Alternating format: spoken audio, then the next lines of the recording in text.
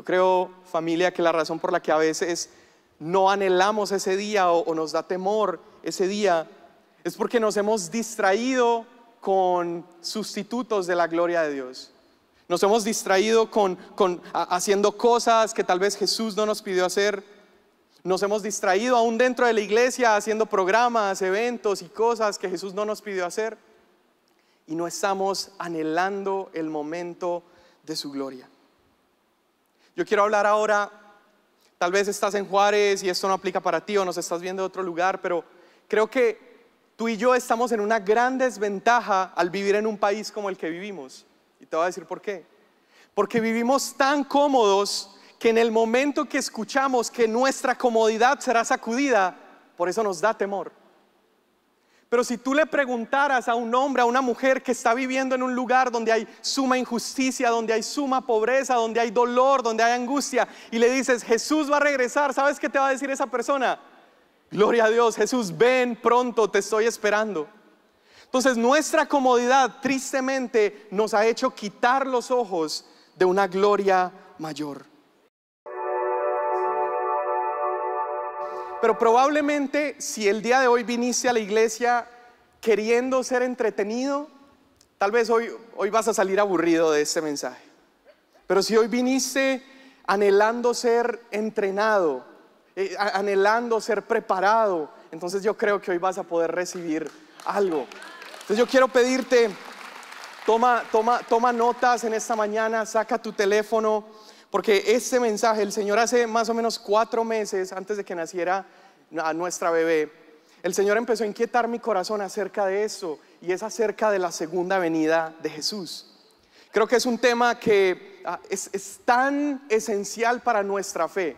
Es tan esencial para la vida cristiana. El regreso de Jesús está en el credo de los apóstoles, ¿verdad? En los concilios de la iglesia a lo largo de la historia se ha creído que Jesús va a regresar. Él mismo lo dijo, pero muy poco hablamos de eso. Y yo creo que cuando entendemos más acerca de la segunda venida de Jesús, esto nos prepara para vivir mejor en los tiempos que hoy estamos viviendo. Entonces, si le pudiera poner un título a este mensaje, sería ¿cómo y cuándo regresará Jesús? ¿Y cuál es nuestro papel mientras Él regresa? Pero ese título está muy largo, entonces solamente ¿cómo y cuándo regresará Jesús? Ahora, si tú alguna vez te has preguntado esto, ¿cuándo y cómo será el regreso de Jesús? Déjame decirte una cosa, no estás solo, ¿sí? Jesús vivió 3 años y medio con sus discípulos, caminó con ellos, les enseñó, los entrenó, hizo milagros mientras ellos veían. Sin embargo, en Mateo capítulo 24, cuando Jesús le empieza a contar a los discípulos acerca del fin de los tiempos y acerca de su regreso, mira la pregunta que tenían los discípulos. Mateo 24 dice: después Jesús y sus discípulos se fueron al monte de los olivos. Jesús se sentó y cuando ya estaban solos, los discípulos le preguntaron: Maestro, ¿cuándo será destruido el templo? ¿Cómo sabremos que tú vendrás otra vez y que ha llegado el fin del mundo? ¿Cuáles serán las señales? Entonces, si tú te has preguntado eso, no estás solo, ¿verdad? Aún los discípulos se hacían esa pregunta, y creo que es una pregunta fundamental. Es una pregunta que todo discípulo de Cristo debería estarse preguntando. Ahora, si es tu primera vez en un lugar como estos, es tu primera vez en Vino Nuevo, en la iglesia, es importante que primero escuches acerca de la primer venida de Jesús, y de eso también vamos a hablar en el mensaje. Pero toda persona que ya es discípulo de Cristo deberíamos estar esperando, y no solamente esperando, sino anhelando la segunda venida de Jesús. Entonces, mi propósito en estos 25 minutos, y ayúdame a orar que el tiempo se extienda porque creo que podríamos sacar toda una serie de esto. Mi propósito es responder las siguientes preguntas. Número 1, ¿para qué regresará Jesús? Número 2, ¿qué va a suceder cuando regrese Jesús? Número 3, ¿cuándo va a suceder? Y número 4, ¿cuál es mi papel mientras esperamos su regreso? Ahora, si pudiéramos hacer ahorita un examen o una pregunta que todos pudieran contestar con honestidad, y si yo digo fin del mundo, ¿qué es lo primero que sientes? Temor, ¿verdad? Nos puede dar temor. O si yo digo Apocalipsis, como que se nos eriza la piel, ¿verdad? Y sentimos como un temor acerca del tema. Y creo que es normal más cuando no entendemos lo que va a suceder. Pero quiero proponerte algo, y es que si logramos entender completamente de qué trata la segunda venida de Jesús, ese temor es transformado en pasión y es transformado en expectativa. Los discípulos de Jesús, ellos vivieron anhelando el regreso de Cristo. Jesús les había prometido que Él iba a regresar. Ellos habían caminado con Él, habían disfrutado la vida con Él. De pronto Jesús muere en la cruz, asciende a los cielos, y los discípulos dicen: Dios mío, ¿ahora qué hacemos? Gracias a Dios que en su plan redentor Él decidió enviarnos, ¿a quién? Al Espíritu Santo, ¿verdad? Nuestro Consolador. ¿Y por qué se llamará Consolador? Porque Él está para alentarnos, para guiarnos mientras esperamos el regreso de Jesús. Entonces, la narrativa bíblica, la historia de este precioso libro, nos está apuntando desde el principio hasta un punto preciso en la historia, que es la consumación de todas las cosas, ¿sí? Es ese momento donde la gloria de Dios es revelada de una manera que ni siquiera el día de hoy hemos comprendido o hemos visto. Ahora, aun si la Biblia apunta hacia ese momento, aun si los discípulos esperaban ese momento, aun si Jesús dijo que Él volvería, creo que es sumamente fácil distraernos de ese día, ¿verdad? Creo que es muy fácil en la cotidianidad vivir nuestras vidas sin pensar en ese momento. Y creo que es fácil entender por qué podemos distraernos. Jesús dijo que volvería, mueren los discípulos, vienen los padres de la iglesia, pasan 1000 años, 2000 años, no ha regresado Jesús, ¿verdad? Entonces en nuestra mente tal vez nos hemos acomodado pensando y diciendo: bueno, tal vez esto es un tema secundario en mi fe. Jesús vino para darme estabilidad en este momento en mi vida. Jesús vino para calmar mis pequeños problemas a mi alrededor. Y seguramente la segunda venida de Jesús le tocará a mis hijos o a mis nietos, ¿verdad? Creo que es fácil distraernos de ese momento. Ahora, yo quiero recordarte algo. Jesús nunca mintió. Jesús dijo que Él vendría y Él vino, ¿verdad? Jesús anunció que Él moriría y murió.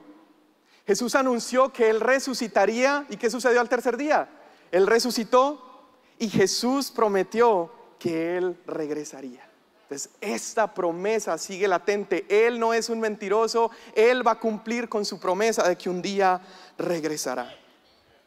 Ahora, este libro precioso, ¿sabes cómo termina? Las últimas palabras del libro de Apocalipsis, literalmente así termina la revelación escrita de la palabra de Dios. Dice: así dice el que da testimonio de estas cosas: sí, vengo pronto, amén. Y luego Juan termina diciendo: amén, ven Señor Jesús. Maranata, dice: ven Señor Jesús. Es esta expresión donde Él está declarando este deseo y este anhelo de: Señor, ven, por favor, cumple esta promesa. Ahora, entiendo que todavía ahorita puedas estar ahí como tenso en tu silla, ¿verdad? Apretando y diciendo: no, es que me da miedo ese tema. Yo no toco el libro de Apocalipsis porque me da como un temor. Bueno, déjame mostrarte. Vamos a ir a 2 Timoteo capítulo 4 verso 8. Este va a ser como el texto principal y vamos a tocar muchos versículos. Entonces prepara ahí tu Biblia, prepara tu teléfono. Vamos a tocar muchos versículos y vas a ver que intencionalmente estoy usando versos de Tito, de Timoteo, de Tesalonicenses, muchos versos de Pablo, algunos versos de Apocalipsis. Pero la razón por la que estoy haciendo esto es porque quiero mostrarte que la segunda venida de Cristo no es un tema que está solamente reservado para Apocalipsis. Es un tema que todos los autores del Nuevo Testamento entendieron y esperaron. 2 Timoteo capítulo 4 verso 8 dice: por lo demás, me espera la corona de justicia que el Señor, el juez justo, me otorgará en aquel día. Y no solo a mí, sino también a todos los que con amor, ¿qué dice? Quiero que lo leamos más fuerte. A todos los que con amor hayan ¿qué? Esperado su venida. Yo quiero que me puedas dejar este texto acá mientras comparto algunas cosas. Dice acá que la corona de justicia está reservada no para aquellos que sirvieron horas extra en la iglesia, ¿verdad? La corona de justicia no está reservada para aquellos que diezmaron fielmente cada semana. No dice que la corona de justicia está reservada para aquellos que se comportaron muy bien. ¿Dice eso? No, ¿verdad? Dice que la corona de justicia está reservada para aquellos que aman su venida. En otras palabras, la corona de justicia, nuestra salvación, ese día glorioso que estemos allá con el Señor, está reservado para aquellos que mientras caminamos en este mundo estamos anhelando, estamos deseando estar con Él, estamos deseando su venida. Ahora, ¿qué significa amar la segunda venida de Jesús? Bueno, la segunda venida de Jesús, como lo veremos ahorita, será ese momento donde su gloria sea expuesta de una manera que nunca hemos visto.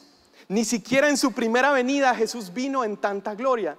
Entonces, anhelar la segunda venida de Jesús, en otras palabras, es amar la gloria de Dios. Di conmigo, amar la gloria de Dios. Eso es amar la segunda venida. Ahora, ¿por qué sabemos que 2 Timoteo se refiere a la segunda venida? Podría haber alguna persona que dice, no, Samu, ese texto está diciendo de aquellos que amaron su primera venida. Bueno, la razón por la que sabemos que Pablo en Timoteo está refiriéndose a la segunda venida es simple, simplemente viendo el contexto de este mismo pasaje. Unos versos atrás usa la misma palabra, venir o venida, para describir la segunda venida. En 2 Timoteo 4, 1 al 2, dice: en presencia de Dios y de Cristo Jesús, quien ha de venir en su reino y que juzgará a los vivos y a los muertos, te doy este solemne encargo: predica la palabra, persiste en hacerlo, sea oportuno o no, corrige, reprende, anima con mucha paciencia, sin dejar de enseñar. Entonces sabemos que Pablo a Timoteo se refiere a la segunda venida porque desde los primeros versos de ese capítulo está hablando de ese día, de un día futuro donde él regresará. Ahora, unos versos después, Pablo está hablando acerca de un hombre que se llama Demas, no Dimas, por aquí no está Dimas por ahí, se llama Demas, y dice: Demas me ha abandonado y se ha ido a la ciudad de Tesalónica, pues ama demasiado las cosas de este mundo. Entonces mira lo que está haciendo Pablo aquí. Él está haciendo este contraste, esta como yuxtaposición entre aquel que está anhelando la venida de Jesús y aquel que amó demasiado el mundo y entonces abandonó el caminar con Pablo. Acá queda claro que no se refiere entonces al tiempo pasado de la primera venida de Jesús, sino de la segunda venida de Jesús. Entonces la primera pregunta que vamos a resolver es: ¿para qué va a regresar Jesús? ¿Para qué regresará Él? Bueno, vamos a Tito, capítulo 2, versos 11 al 13.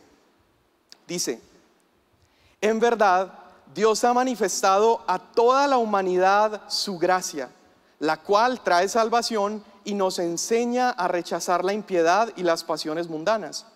Así podremos vivir en este mundo con dominio propio, justicia y devoción, mientras aguardamos, otra palabra sería mientras esperamos, la bendita esperanza. ¿Cuál es nuestra bendita esperanza? La gloriosa venida de nuestro gran Dios y Salvador Jesucristo. Me encanta este pasaje porque está poniendo en perspectiva ambas venidas de nuestro Señor.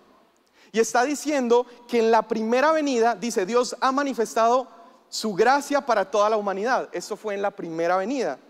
¿Qué nos trajo esa primera venida? Bueno, Dios manifestó su gracia y nos enseñó a rechazar el pecado, nos enseñó a tener dominio propio y justicia.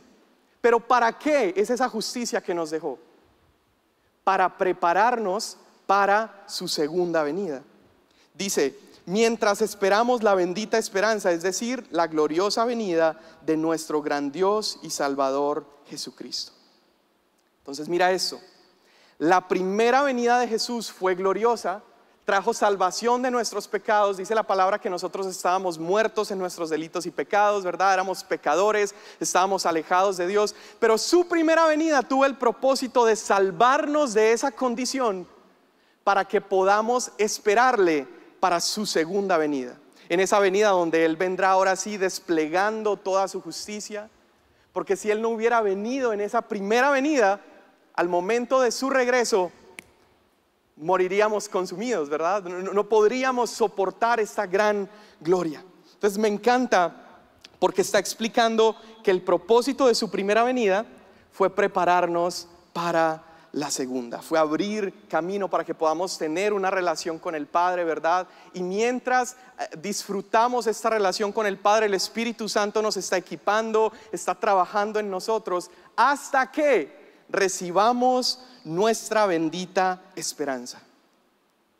A veces pensamos que todo lo que tiene que ver con Cristo ya lo tenemos y ya nos sucedió, ¿verdad? Ok, yo ya hice la oración de fe, ¿verdad? O yo ya estoy asistiendo a la iglesia, yo ya estoy sirviendo.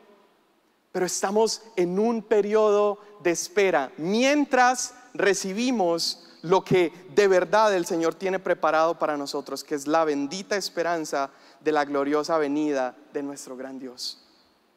Entonces, nosotros tenemos que amar y tenemos que apreciar esa venida de Cristo. Tenemos que apreciar en 1 Corintios capítulo 16 verso 22. Dice así: si alguno no ama al Señor, quede bajo maldición. Si alguno no le ama a Él mientras Él vino en su primera venida, quede bajo maldición. Y si yo no amo al Señor, déjame decirte algo, entonces yo no voy a amar su segunda venida. Si yo no lo amo a Él lo suficiente, no voy a tener este fervor y este deseo intenso dentro de mí de esperar verlo un día regresar. Entonces necesitamos amar a Cristo, amar su venida. Yo puedo saber cuánto tú amas a Cristo si te pregunto cuánto estás anhelando su regreso. Si tú quieres hacerte un autoexamen en tu amor a Cristo, tú puedes preguntarte: ¿cómo me siento acerca de verlo regresar? Ahora, no te estoy condenando, ahorita te voy a explicar qué hacer si sientes temor, ¿verdad? Si sientes miedo, ahorita vamos a ver qué nos dice la palabra. Pero podríamos saber cuánto amamos a Dios si nos preguntamos: ¿cuánto estoy anhelando su regreso? Porque si lo amamos, entonces anhelamos que Él regrese. Ahora, el principal trabajo del Espíritu Santo es guiarnos, ¿verdad? Es ser el consolador. Pero el trabajo principal es glorificar a Cristo. Ese es su trabajo principal. Entonces el Espíritu Santo nos capacita y nos habilita para amar mejor a Cristo, para que Él sea glorificado en su regreso. Entonces déjame darte un poco de paz y alivio dentro del salón. El Espíritu Santo es aquel que se encarga de apasionarnos más por Cristo y de apasionarnos por su regreso. Si hubiera una sola palabra en la que yo tuviera que describir de qué trata o para qué viene el Señor en su segunda venida, esa palabra sería gloria. Di conmigo, gloria.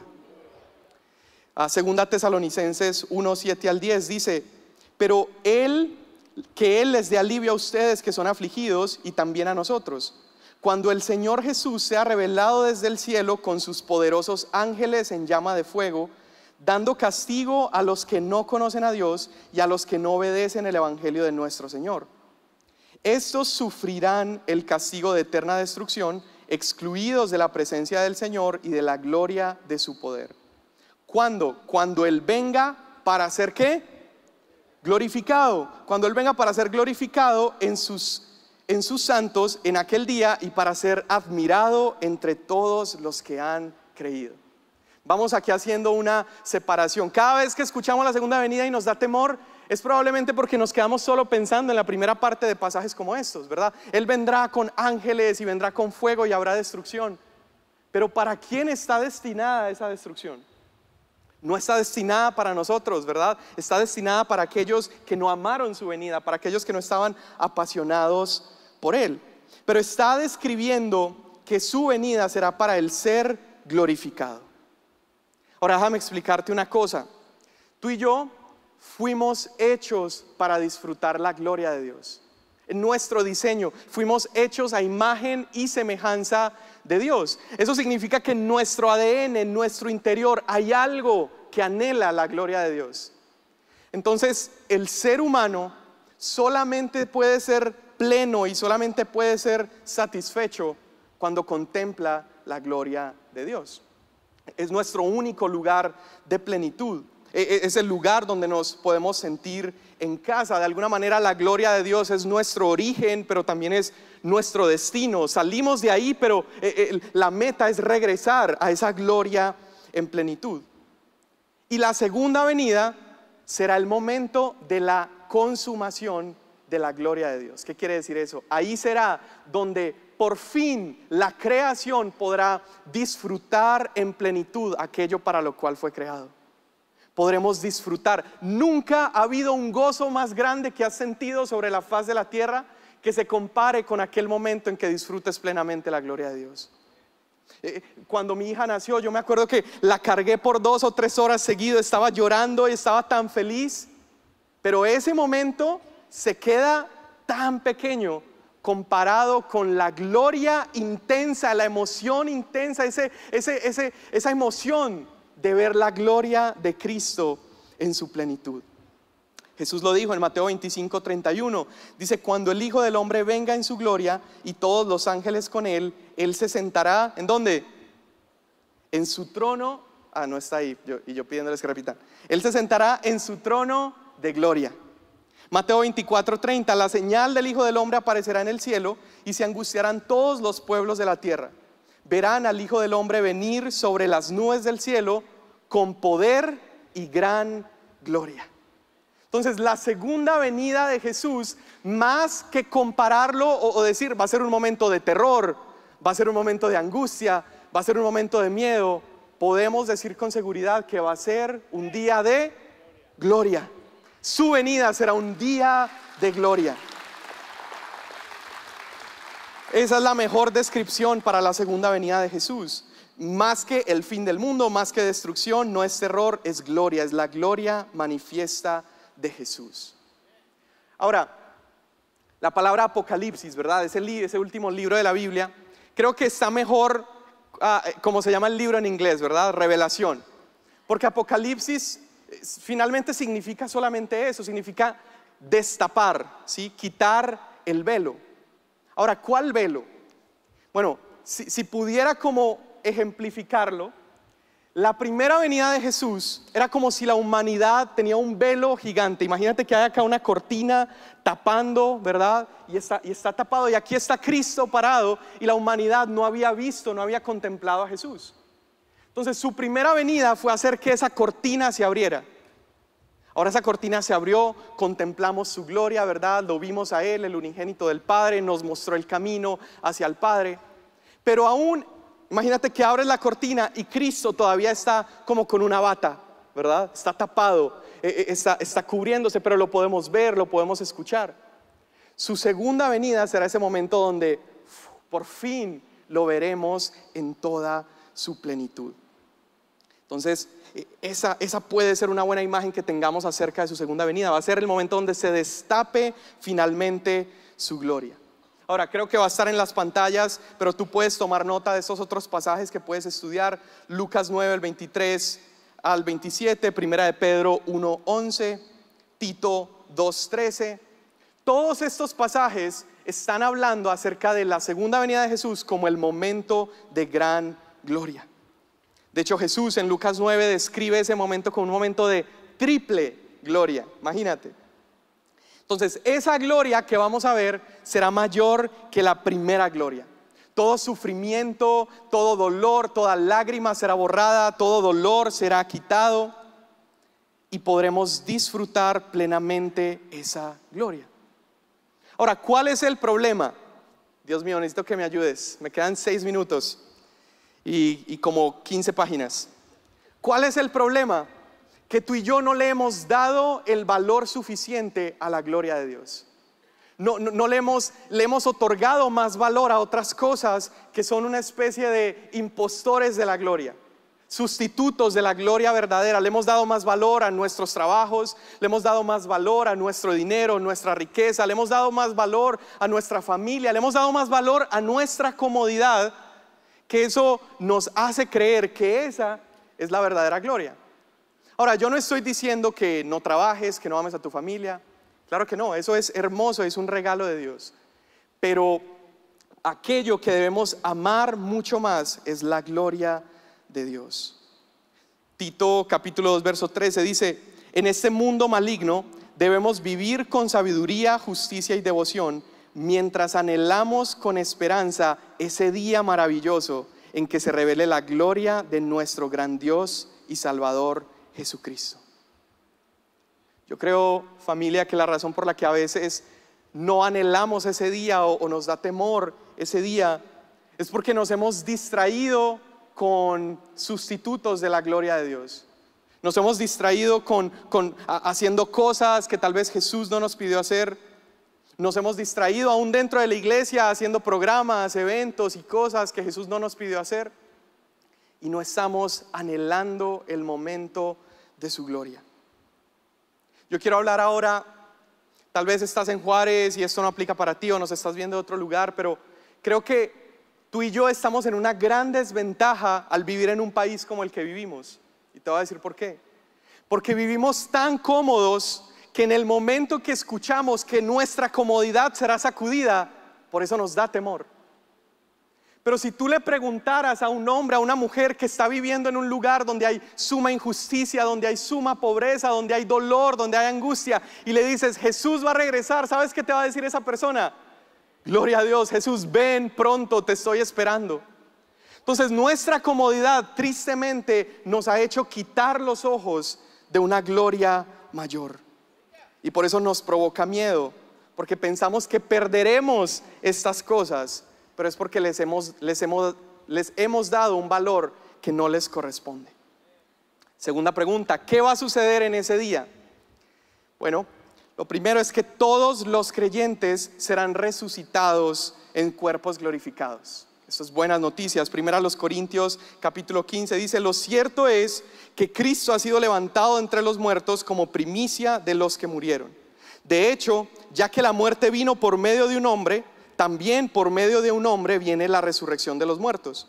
Así como en Adán todos mueren, también en Cristo todos volverán a vivir, pero cada uno a su debido orden. Y luego dice: cuando los muertos vuelvan a la vida, cuando alguien muere, se entierra su cuerpo y ese cuerpo se vuelve feo y débil, ¿verdad? Pero cuando esa persona vuelva a la vida, su cuerpo será hermoso y fuerte y no volverá a morir. Primera Tesalonicenses capítulo 4 versos 15 al 17 dice lo mismo. Te lo voy a dejar para que tú lo leas en casa, pero básicamente dice que los que estemos vivos cuando Él regrese, primero veremos a los creyentes que murieron, los veremos a ellos ser levantados, y luego nosotros iremos con Él. También puedes estudia todo primero a los Corintios capítulo 15. Luego en Filipenses 3:21 dice: Él transformará nuestro cuerpo miserable para que sea como su cuerpo glorioso. Fíjate en eso. Ahora, algunos tenemos esa pregunta, ¿no? De que, bueno, ¿cómo va a ser el cielo, verdad? Vamos a ser como fantasmitas por ahí, ¿verdad? Volando. Algunos dicen: yo cuando esté en el cielo quisiera pedirle a Dios que me deje volar por la X de Juárez, ¿verdad? Y quiero contemplar mejor la ciudad. Bueno, la palabra de Dios nos está diciendo que tendremos cuerpos físicos, pero son cuerpos físicos glorificados.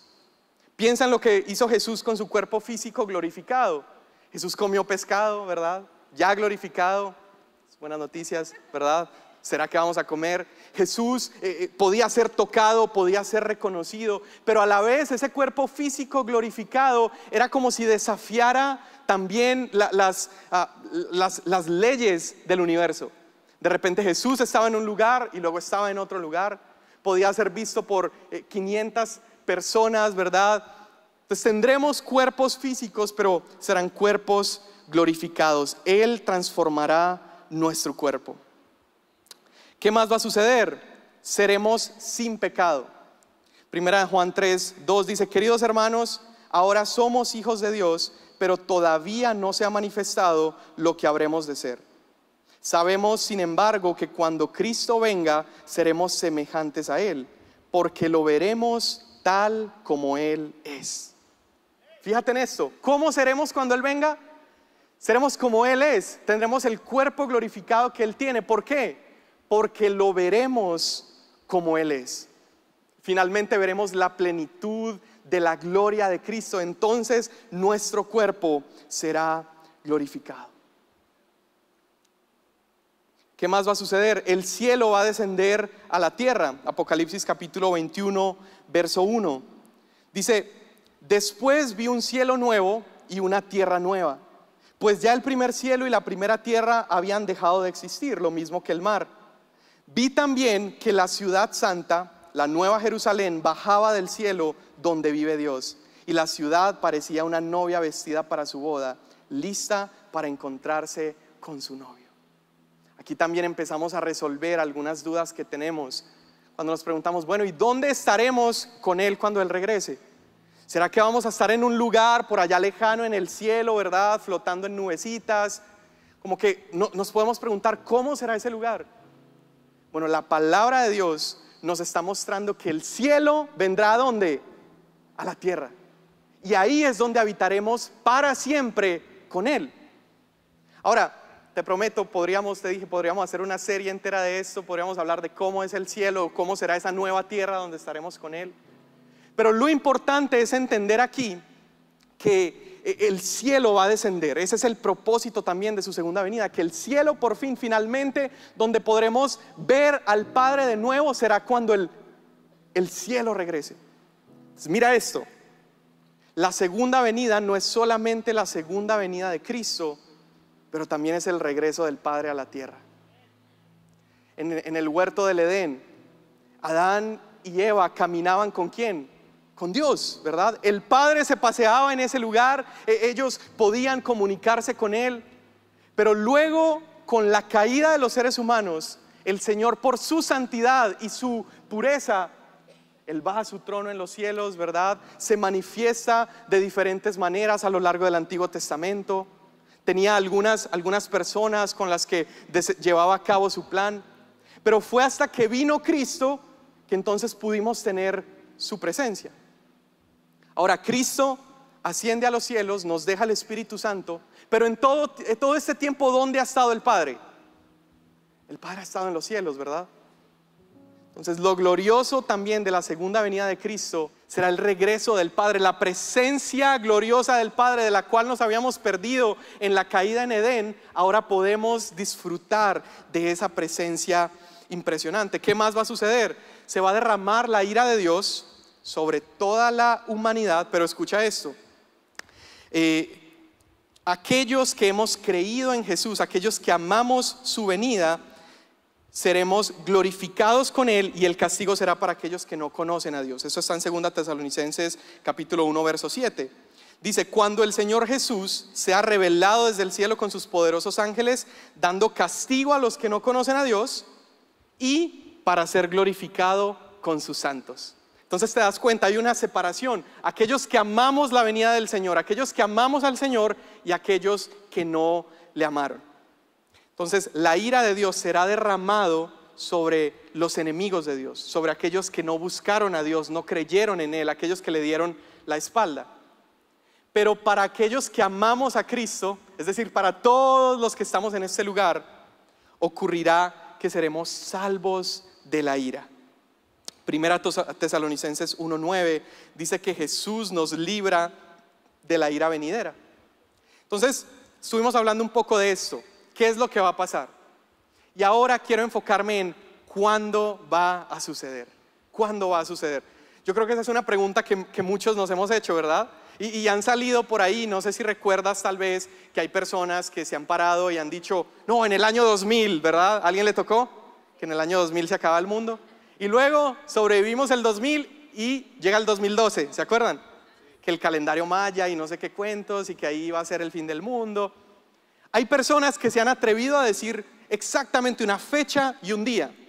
Déjame decirte algo: si tú escuchas a alguien, por más estudioso que sea la palabra, por más bíblico que sea, si escuchas a alguien decir: mira, Va a ser el 17 de septiembre a las 11 de la mañana. Corre de ese lugar, ¿sí? Porque Jesús está diciendo que ni siquiera Él conoce el día exacto ni la hora.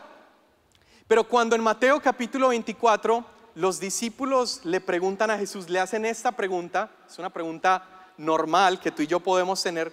Los discípulos le dicen: Maestro, ¿cómo sabremos que tú regresarás? ¿Cuándo será el día en que tú regreses? Y Jesús empieza a anunciar qué es lo que sucederá en Mateo 24. Y Jesús dice varias cosas, habla de hambre, ¿verdad? Habla de terremotos. Ahorita nos metemos un poquito más en todos esos asuntos. Y Jesús dice, pero no se angustien. Dice, porque esos solamente son dolores de parto. Dice, esos son dolores de parto. ¿Y qué hacen los dolores de parto? Háblame a mí, que mi esposa estuvo 36 horas, ¿verdad?, en trabajo de parto. ¿Qué hacen los dolores de parto? Preparan para una gloria mayor, ¿verdad? Los dolores de parto no son el momento del cumplimiento, pero los dolores de parto anuncian que hay que subirse al carro, ¿verdad?, alistarse e irse al hospital. Y luego Jesús usa otra metáfora, otra analogía, y Él dice que cuando empecemos a ver algunas señales, será como cuando hay un cadáver, ¿verdad?, en algún rastrojo, en algún lugar, y vemos a los aves carroñeras, a los buitres, los vemos volar. Entonces Jesús dice, cuando ustedes vean esas señales, tranquilos, no significa que ya llegó, sino que esas señales están anunciando que se está acercando el momento.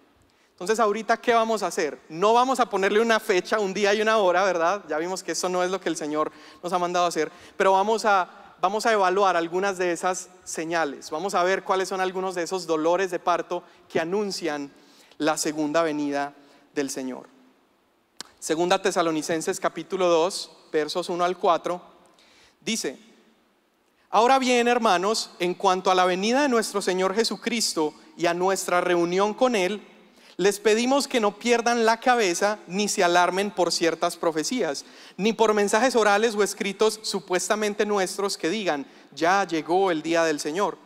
No se dejen engañar de ninguna manera, porque primero tiene que llegar la rebelión contra Dios y manifestarse el hombre de maldad, el que está destinado a la destrucción. Este se opone y se levanta contra todo lo que lleva el nombre de Dios o es objeto de adoración, hasta el punto de adueñarse del templo de Dios y pretender ser Dios. Entonces, aquí específicamente en 2 Tesalonicenses, Pablo está mencionando esto a los creyentes porque los creyentes empezaron a pensar, ok, Jesús debe venir ya muy pronto. No, pues, ¿para qué trabajo, verdad?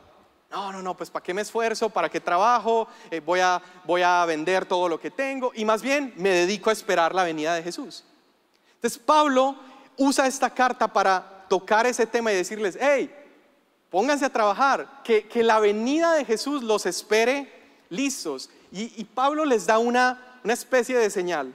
Les dice, antes de que todo esto pase, dice, primero tiene que llegar dos cosas: la rebelión contra Dios y manifestarse el hombre de maldad. Entonces, vamos a ver qué son esas dos cosas. Son dos cosas que tienen que ocurrir antes de que regrese nuestro Señor.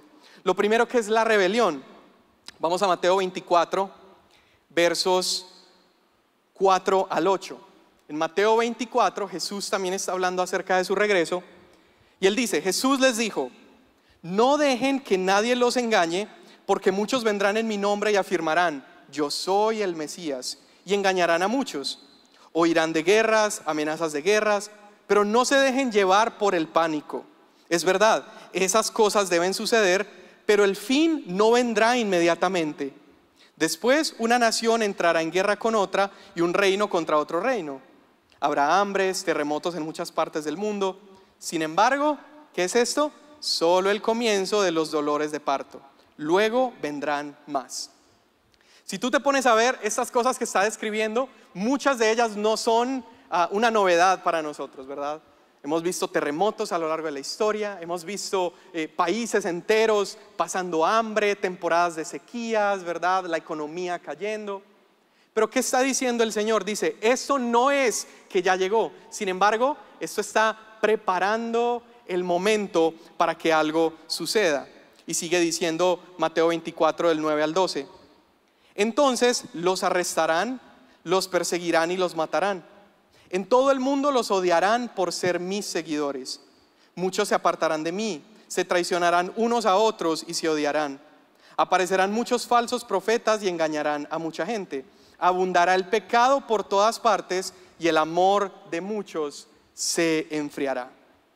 Entonces el Señor nos está mostrando que antes de su regreso debe ocurrir esta rebelión, ¿sí? Debe ocurrir este momento donde de manera global en la iglesia de Cristo algo va a suceder donde un grupo grande de personas nieguen la fe en Jesús y su corazón sea enfriado.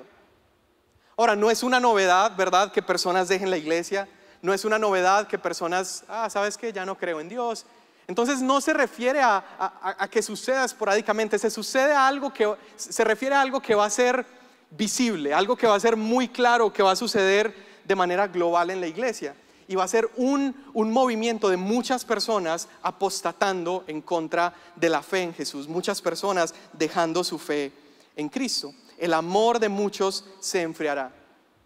Ahora, ese amor enfriado, el hecho de que muchas personas se van a enfriar, esto va a abrir camino para algo que Pablo también mencionó en Tesalonicenses, que dice,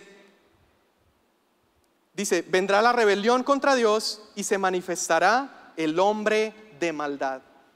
¿Has escuchado alguna vez acerca del anticristo, verdad? Hemos escuchado acerca de este término y decimos, Dios mío, qué miedo, ¿verdad? ¿Qué nos va a hacer? ¿Cómo nos vamos a preparar? Te voy a mostrar ahorita en la escritura que aún todo eso está para darle gloria a Dios, y que tú y yo como hijos e hijas de Dios no tenemos nada que temer, no tenemos nada de qué preocuparnos con todo eso. Entonces ese enfriamiento que va a haber en la iglesia va a abrir camino a que aparezca este personaje que Pablo describe como el hombre de maldad. Y el hombre de maldad tiene cierta autoridad. Mira lo que dice 2 Tesalonicenses 2 versos 1 al 4. Primero tiene que llegar la rebelión contra Dios y manifestarse el hombre de maldad, el que está destinado a la destrucción, quien se opone y se levanta contra todo lo que lleva el nombre de Dios o es objeto de adoración, hasta el punto de adueñarse del templo de Dios y pretender ser Dios. Entonces hay varias cosas que podemos determinar acerca de este hombre de maldad. Número 1, es un ser humano, no es un ángel, no es un demonio. Número 2, es un hombre sin ley, no se sujeta a leyes humanas. Número 3, va a estar en contra de todo lo que sea un objeto de adoración. Va a ser alguien que se va a poner en contra de la adoración a Jesús, tal vez en contra de la adoración a otras cosas, porque su deseo va a ser que ese hombre reciba toda la adoración. ¿Qué más podemos aprender acerca del hombre de maldad?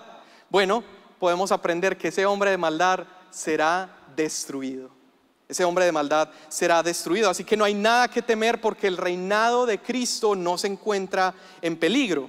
Dice, entonces se manifestará aquel malvado a quien el Señor derrocará con el soplo de su boca.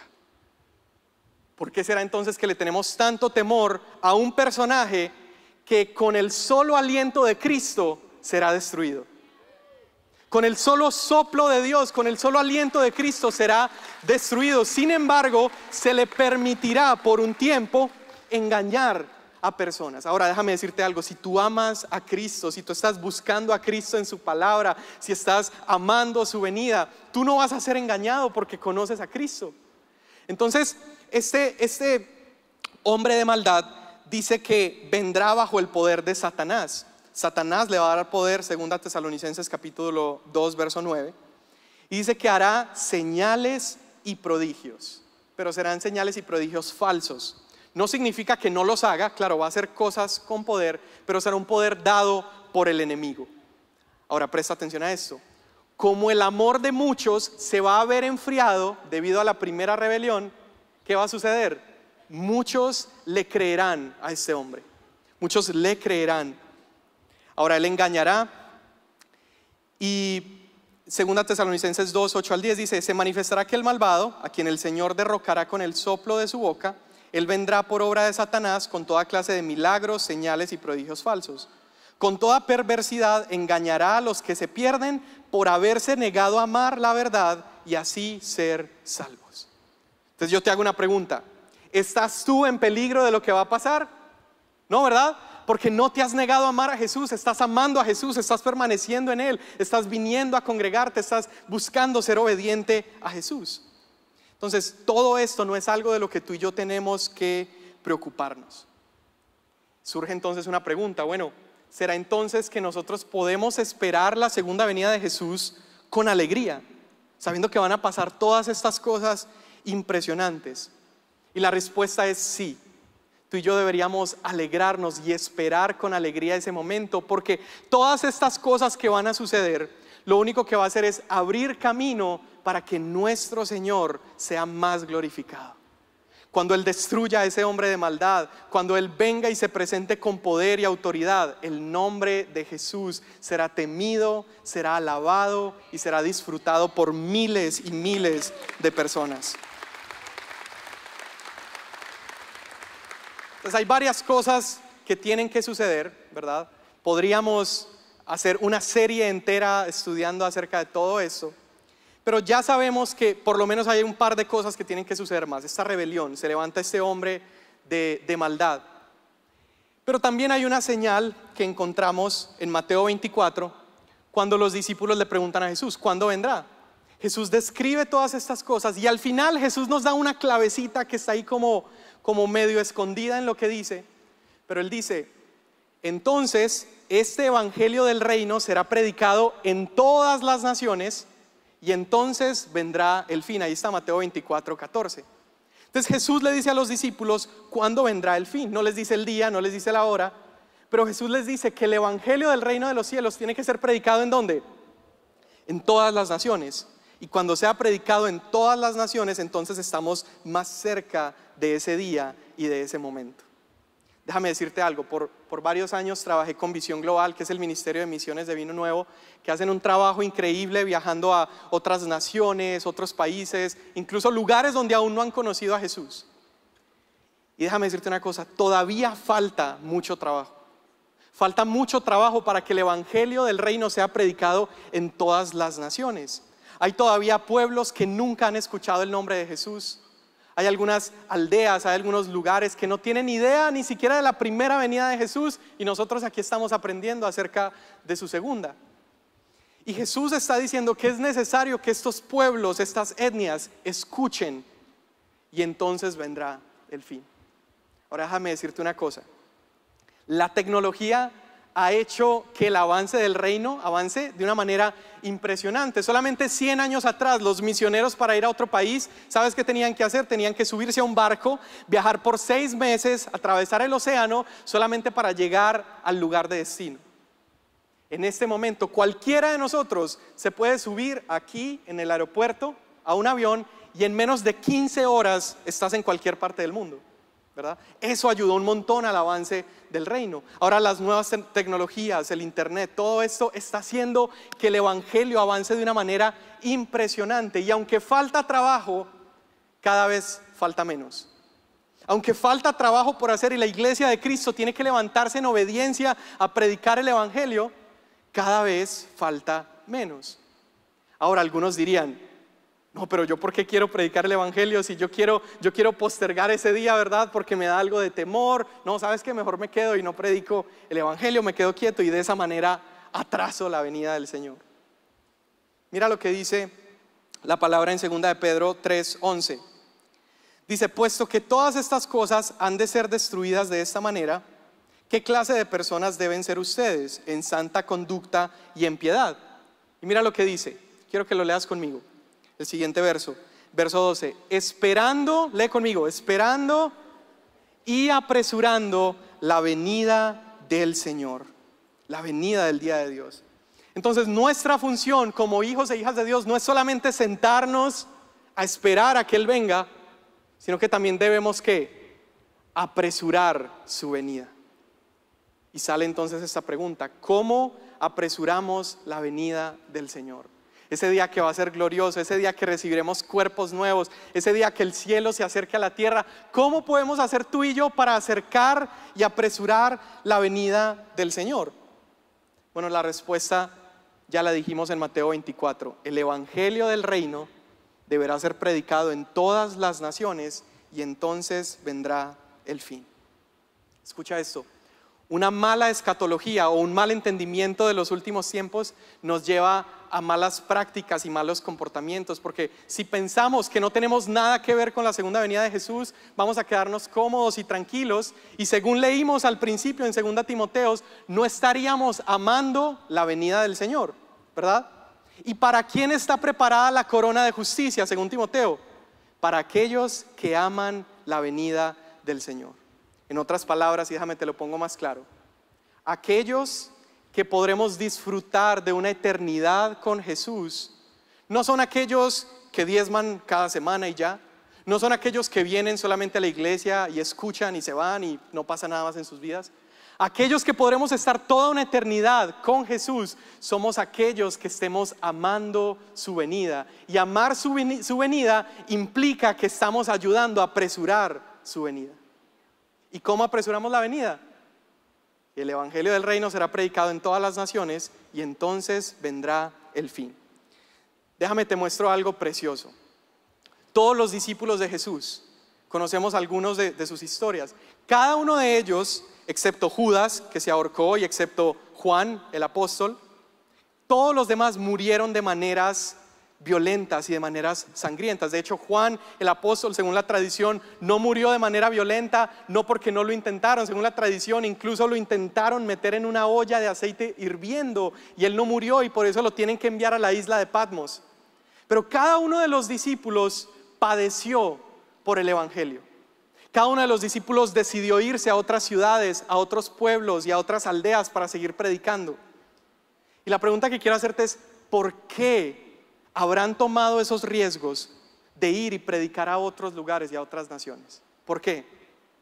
Porque estaban tan apasionados con el día que regresara su Señor, que ellos querían terminar la tarea, porque ellos le creyeron a Jesús cuando Jesús les dijo: el evangelio será predicado y entonces yo regresaré. Ellos amaban a Jesús, caminaron con Jesús, comieron con Jesús, ellos anhelaban estar con Él nuevamente. Entonces ellos entendieron que Jesús les había dicho que ellos tenían que predicar y entonces Él regresaría. Escucha esto: la segunda venida de Jesús se convirtió en el combustible para el cumplimiento de la gran comisión. Era el anhelo de ver regresar a nuestro Rey lo que movió a los discípulos a padecer, a sufrir. Y escucha esto: será en nosotros el anhelo de ver a Jesús regresar lo que nos va a hacer atravesar las circunstancias difíciles de nuestra vida. Va a ser el anhelo de ver regresar a Jesús lo que nos va a hacer a nosotros ser obedientes en medio de un mundo que está rechazando a Dios y dándole la espalda al Señor. Pero sin amor por su venida no vamos a poder permanecer. Te quiero mostrar otro ejemplo de esto. Está un poco escondido, pero a mí me encanta este tipo de pasajes donde como que le rascas un poquito y encuentras una verdad gloriosa. Y tiene que ver con el apóstol Pablo. Pablo, sabemos, no caminó en persona con Jesús, ¿verdad? Pero él había visto una visión del Cristo resucitado, ¿se acuerdan? ¿Verdad? En camino es a Damasco. En camino a Damasco él tiene esta visión del Cristo glorificado y queda tan apasionado por esa visión que tuvo de Jesús que él anhelaba volverle a ver. Ahora, Pablo escuchó lo que los discípulos habían dicho acerca de lo que dijo Jesús. El evangelio tenía que ser predicado en todas las naciones y entonces vendría el fin. Y Pablo quería ver a Jesús. Pablo quería ver a ese Cristo que había experimentado en esa visión. Entonces, ¿qué empieza a hacer Pablo? Pablo se convierte en el misionero más increíble de todos los tiempos, viajando de ciudad en ciudad, de nación en nación. ¿Y cuál era el lema de Pablo? Pablo decía: yo me he propuesto ir a predicar, ¿dónde? Donde Cristo aún no ha sido anunciado. ¿Por qué será que su propósito era predicar donde Jesús no había sido anunciado?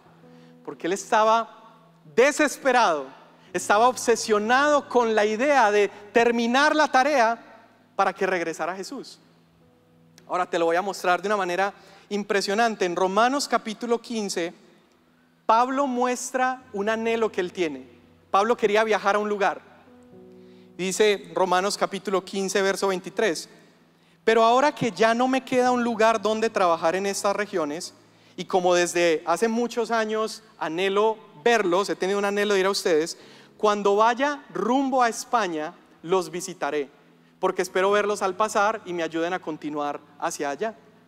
Luego más adelante, unos versos más adelante, Pablo vuelve a mencionar que quiere ir ¿a dónde? A España. Qué interesante eso, España. ¿Por qué Pablo tenía el deseo de ir hasta España? Bueno, escucha esto. Jesús también le había dicho a los discípulos que ellos debían predicar y ser testigos en Jerusalén, Judea, Samaria y ¿hasta dónde más? Hasta los confines de la tierra, hasta lo último de la tierra. Ahora, ¿sabes cómo se le conocía a España en esa época? Se le llamaba Finisterra, era lo último de la tierra. Era lo último del continente europeo, era el último lugar que conocían. Cristóbal Colón, ¿verdad? No había salido con los barcos hasta este lado todavía. Y se pensaba que España era lo último de la tierra. ¿Por qué Pablo está tan obsesionado con ir hasta España? Porque en su corazón estaba que cuando él fuera hasta lo último de la tierra, ¿qué iba a pasar? Cristo regresaría. Entonces yo quiero que entiendas algo. Sabemos la historia, Pablo muere, Cristo no ha regresado y siguen todavía muchos pueblos que necesitan escuchar el evangelio. Entonces aquí la última pregunta es: ¿qué hacemos tú y yo mientras esperamos el día glorioso de Jesús? Esperamos y apresuramos su venida. Esperamos y apresuramos su venida. Tenemos que vivir amando la segunda venida de Cristo, al punto que ese amor por su venida nos lleve y nos impulse a ser obedientes, haciendo discípulos de Jesús. Como iglesia acabamos de empezar este semestre grupos, una vez más, grupos de mujeres, grupos de hombres, grupos de jóvenes. ¿Sabías que asistir a un grupo y liderar un grupo es una manera de apresurar la venida de Jesús? Porque estamos haciendo discípulos, estamos cumpliendo la gran comisión. Entonces este mensaje, el mensaje de la venida de Cristo, más que provocar temor en nosotros, debería tener el propósito de provocar pasión en nosotros. Voy a decir eso otra vez porque nadie se emocionó. Más que provocar temor, debería provocar en nosotros pasión. Debería provocar en nosotros fuego por obedecer a Jesús, por meternos en la palabra, por estudiar la palabra de Dios. Que nosotros vivamos de esta manera como vivieron los discípulos. Ahora hay algo más, y es que tú y yo necesitamos prepararnos para ese día. No sé si el equipo pueda pasar aquí adelante, ya estoy por terminar. Necesitamos prepararnos. Mateo 24, verso 43. Jesús dice: les aseguro que si el dueño de una casa supiera a qué hora va a llegar el ladrón, vigilaría la casa y no permitiría que el ladrón entrara. Del mismo modo, ustedes deben estar atentos y preparados, porque yo, el Hijo del Hombre, llegaré cuando menos lo esperen. Familia, necesitamos prepararnos. Necesitamos prepararnos para ese día, pero no prepararnos en temor. Ya vimos que el temor no es la clave. ¿Cuál es la clave? Es amor por su venida. Y si en esta tarde pudieras hacerte un autoexamen ahí en tu lugar y hacerte la siguiente pregunta: ¿qué siento acerca de la venida de Jesús? Y puede ser que sientas tres cosas. Número uno, es posible que sientas temor. Si tú estás sintiendo temor, entonces tu oración o tu manera de prepararte sería pedirle al Señor: Señor, enamórame más de ti. Porque el verdadero amor, ¿qué hace? Echa fuera todo temor. De hecho, ese versículo está hablando específicamente de la segunda venida de Jesús. Primera de Juan 4:17. Y al vivir en Dios, nuestro amor crece hasta hacerse perfecto. Por lo tanto, no tendremos temor en el día del juicio, sino que podremos estar ante Dios con confianza, porque vivimos como vivió Jesús en este mundo. En esta clase de amor no hay temor, porque el amor perfecto echa fuera el temor. ¿Te das cuenta? Está hablando acerca de la venida de Jesús. Tenemos que prepararnos en amor, amar la venida de Jesús. Entonces, ¿cómo sé dónde está mi corazón con respecto a eso? Bueno, ¿siento temor? Ok, número dos, ¿siento apatía? Si sientes apatía, tu oración o tu manera de prepararte sería: Señor, déjame conocerte más. Señor, quiero conocerte más. Métete en la palabra de Dios, estudia la palabra, métete en ella, porque cuanto más le conozcas, más le deseas. Y cuanto más le deseas, entonces más estás amando su venida. Número 3, si tú estás sintiendo emoción o alegría por su venida, entonces una manera de prepararte es decir: Señor, alístame para ese día. Prepárame, quiero que purifiques mi amor, refina mis intenciones, ayúdame a ser discípulos en todas las naciones, y entonces le veremos a Él glorificado. Amén. Muchas gracias por conectarte al mensaje de este domingo. Nos encanta el que puedas ser parte de lo que Dios está haciendo en nuestra iglesia sin importar de dónde nos estás viendo. De igual manera, te invito a que nos sigas y te suscribas a nuestro canal en YouTube, donde vas a poder encontrar más mensajes como este para que puedas fortalecer tu relación con Dios. De igual manera, síguenos en nuestras redes sociales para que puedas estar conectado con todo lo que está sucediendo aquí en casa. Que Dios te bendiga.